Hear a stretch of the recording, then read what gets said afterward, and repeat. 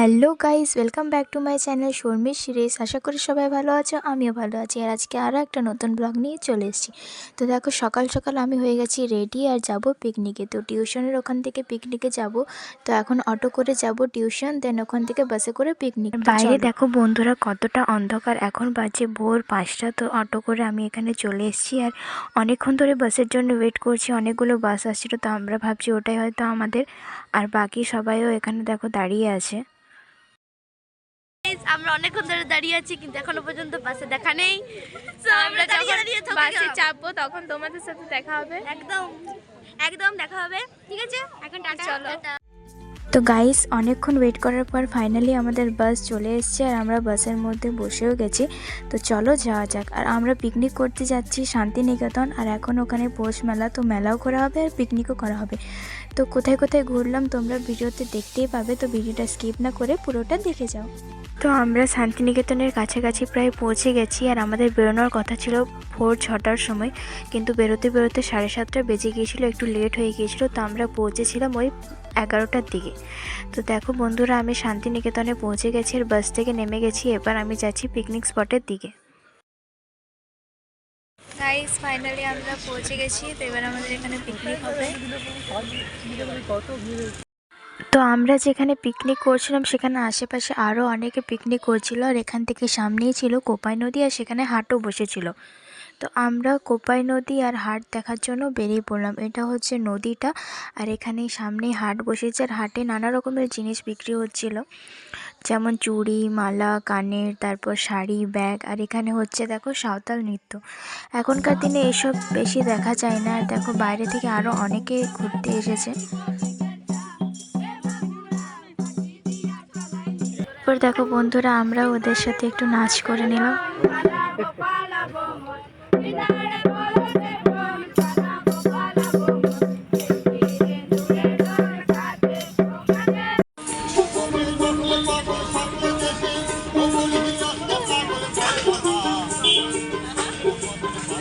তারপর দেখো গাইস, আমরা হাটের জিনিসগুলো দেখছিলাম। আর এখানে দেখো কত সুন্দর সুন্দর মালা, চুড়ি, কানের সব কিছু বিক্রি হচ্ছে, আর সুন্দর সুন্দর শাড়িও বিক্রি হচ্ছিলো।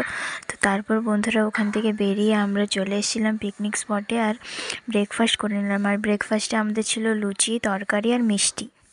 তো গাইস, ব্রেকফাস্ট করে আমরা বেরিয়ে পড়লাম পৌষ মেলা দেখার জন্য। আর আমরা যেখানে পিকনিক করছিলাম ওখান থেকে পৌষ মেলাটা একটু দূরেই ছিল, তো টোটো করে যেতে হয়েছিল। তো দেখো, টোটোতে চেপে গেছি আর রাস্তার ভিউ দেখতে দেখতে পৌষ মেলাতে চলে এসেছি। তো আমরা পৌষ মেলাতে চলে এসেছি, মানে টোটো থেকে নেমে গেছি। এবারে আমরা মেলার দিকে যাব। মেলা যাওয়ার রাস্তার পাশে এই বট গাছটা আছে। এটা হচ্ছে অনেক দিনের পুরনো একটা গাছ। আর এখানে আশেপাশে আরও ছোট ছোট নানা রকমের জিনিস বিক্রি হচ্ছিল। তো এগুলো দেখতে দেখতে আমরা মেলার ভেতরে চলে এলাম। আর এটা হচ্ছে মেলার এন্ট্রি গেট। আর এখানেই আছে বিশ্বভারতীর সেন্ট্রাল লাইব্রেরি।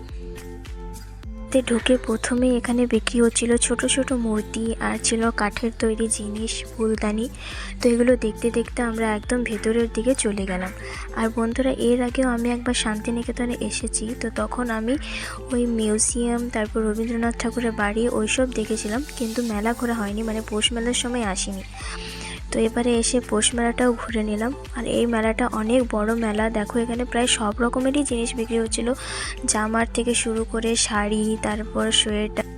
এখানে দেখো গাইস, কিচেনেরও জিনিস বিক্রি হচ্ছে। আর এই জায়গাটা বাচ্চাদের জন্য ছিল, মানে বাচ্চাদের নানা রকমের গেম আরও অনেক কিছু হচ্ছিল। তো ওগুলো দেখার পর আমরা আরও চলে এসেছি বড় বড় নাগরদোলনা, ওগুলো দেখার জন্য। এখানে দেখো কত বড় নাগরদোলনা, আরও নানা রকমের ছিল দোলনা। তো ওখানে প্রচণ্ড গরম ছিল, রোদে অনেক গরম লাগছিলো, তাই আর এগুলোতে আমরা চাপিনি। তো সেজন্য এখানে খেয়ে নিলাম আইসক্রিম। আর তোমরা কে কে পৌষ মেলায় এসেছো অবশ্যই কমেন্টে জানিও। তো আইসক্রিম খাওয়ার পর আবার মেলা ঘুরতে শুরু করে দিয়েছি। তো এখানে আমি হরেক মাল 5 টাকায় অনেক জিনিস কিনেছি। আর দেখো নানা রকমের জিনিস ছিল, অনেক সুন্দর সুন্দর কানেরও ছিল, কিন্তু এত সব আর মেলাতে অনেক খাবার জিনিসও ছিল। তো আমরা খেয়ে নিলাম ফুচকা। আর এই কাপগুলোকে দেখো কি সুন্দর লাগছে, এগুলোরও অনেক দাম বলছিল। আর মেলাটা যেহেতু অনেক বড় ছিল, তো পুরোটা আর ঘুরতে পারিনি, 2 ঘন্টার মতো ঘুরেছিলাম। আর মেলা থেকে বেরোনোর সময় রবীন্দ্র জগন্নাথ ঠাকুরের মূর্তিগুলো বিক্রি হচ্ছিলো। আগের বারে আমি এসেছিলাম তখন 10 টাকাতে কিনেছিলাম, এবারে অনেক বেশি দাম বলছিল, তাই কেনা হয়নি। তারপর আমরা মেলা থেকে বেরিয়ে পড়লাম। গাইস মেলা ঘোরা হয়ে গেছে, অনেক কিছু কিনেও নিয়েছি, এবার খাবার খেতে যাবো। আর মেলাতে প্রচণ্ড ভিড়। গাইস মেলা থেকে বেরিয়ে রাস্তার পাশে বিক্রি হচ্ছিল পেয়ারা মাখা, তো আমরা এখান থেকে পেয়ারা মাখা কিনে নিলাম। দেন বন্ধুরা মেলা ঘোরার পর টোটোতে চেপে আমরা আবার পিকনিক স্পটের দিকে চলে এলাম। ওখানে পৌঁছে দেখলাম যে অনেকে খাবার খেতে বসে গিয়েছিল, তো আমরা ততক্ষণ কিছু ভিডিও করে নিলাম, কারণ যেয়ে পরে আমাদের নিজেদের কিছু ভিডিও ফটো তোলাই হয়নি, তো লাস্টে যতটুকু পারলাম একটু ভিডিও করলাম। তারপর গাইস দেখো আমি বসে গেছি খাবার খেতে, আর খাবারে ছিল সালাড, ফ্রাইড রাইস, আলুর দম, চিকেন, চাটনি, পাঁপড় আর 2টো মিষ্টি। আর খাবার খেতে খেতে আমাদের প্রায় বিকেল 5টা বেজে গিয়েছিল।